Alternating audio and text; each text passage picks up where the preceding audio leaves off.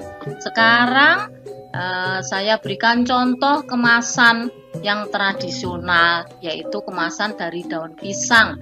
Misalnya digunakan untuk kue lemang, ya, kue lemang dibungkus daun pisang, kue legomoro, kue arem-arem, kue buras, kue bacang, ya. Kalau kue bacang ini dari daun bambu, ya, dari daun bambu. Terus dari daun kelapa muda atau janur, itu kue lepet, kue dumbek dari Tuban ini ya, semacam kue talam begitu ya, ketupat. Untuk kulit jagung ini lepet jagung, ya, dari Gresik kue pudak, ini daun lontar ini ya. Yang ini tadi kue bacang ya. Terus kue apem ini bungkusnya dari daun nangka. Dari kulit jagung lagi ini ada wajik kletek ya. Daun pandan itu kue talam ya, kue talam. Dan dari bambu berupa besek itu jenang ketan. Yang kemasan modern bahannya dari styrofoam. Hati-hati ya kalau pakai styrofoam, jangan menggunakan digunakan untuk menempatkan makanan yang panas. Jadi pakai makanan yang dingin saja. Kalau yang panas jangan dimasukkan ke styrofoam. Ke plastik juga ya. Plastik itu jangan diberi makanan yang panas, harus yang sudah dingin. Terus ini contohnya kue mendut ini dimasukkan ke plastik, dikemas di plastik supaya cantik. Kue makaroni skutel gini masuk ke aluminium foil. Madu mongso ini dimasukkan ke kertas minyak ya. Terus untuk kue pizza ini masuk ke dos ya. Biskuit ini toples yaitu dari plastik. Kue keranjang ini juga dibungkus plastik. Salad ini ya dibungkus mangkok plastik juga. Ruby mutiara ini plastik juga ya. Terus kue jenang ini dibungkus dengan kertas krep ya. Kertas, tapi juga harus dilapisi. Karena apa? Kalau tidak dilapisi warnanya akan luntur pada makanan nanti ya. Terus lagi ini kentang bakar atau mungkin nasi bakar bisa dimasukkan ke aluminium foil. Itu contohnya dari kemasan yang modern. Untuk kemasan dan penyajian bisa digabungkan antara tradisional dan modern ya, yaitu dimodifikasi, digabungkan. Contohnya misalnya kemasan untuk menyajikan pincuk, itu bawahnya dari daun pisang, diberi alasnya itu dari bambu, dibentuk pincuk jadi ditumpangkan begitu.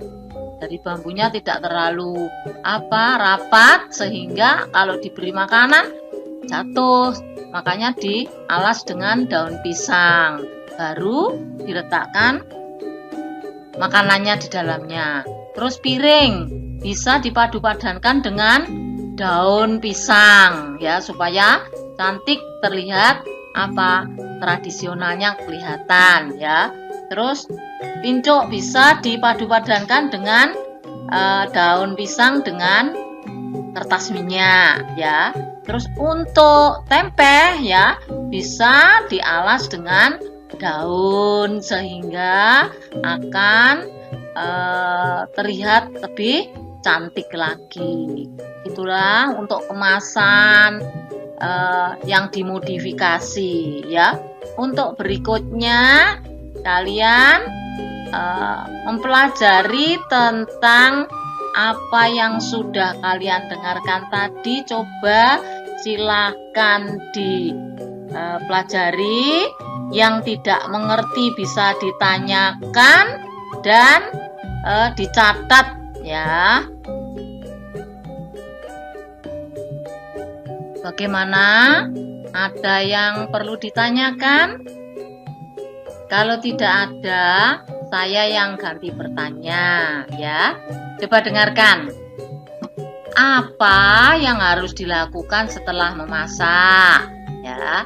Coba dipikirkan, ditulis jawabannya di bukunya masing-masing, dijelaskan dengan singkat ya. Dikerjakan di bukunya ya. Bagaimana? Coba perhatikan jawabanmu. Apakah sudah sama atau belum? Tentunya anak-anak menjawab betul semua ya. Karena apa? Tujuan kita memasak, hasil akhirnya pasti akan dimakan ya.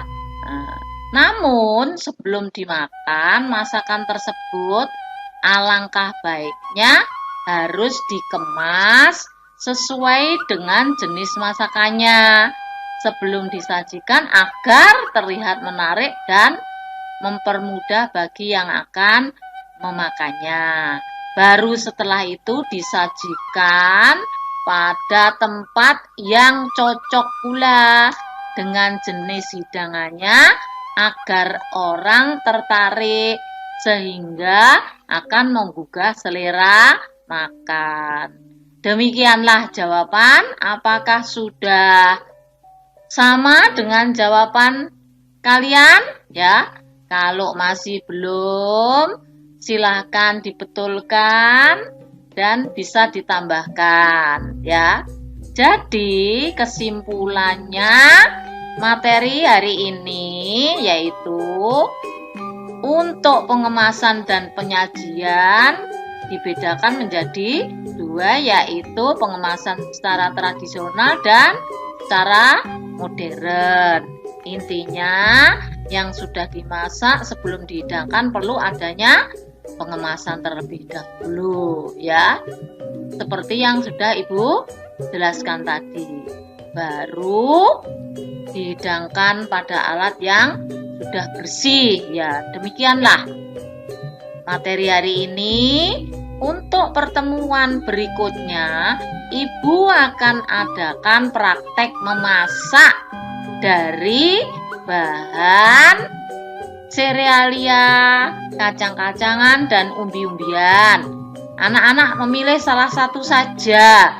Kalian boleh kolaborasi dengan orang tuanya di rumah ya.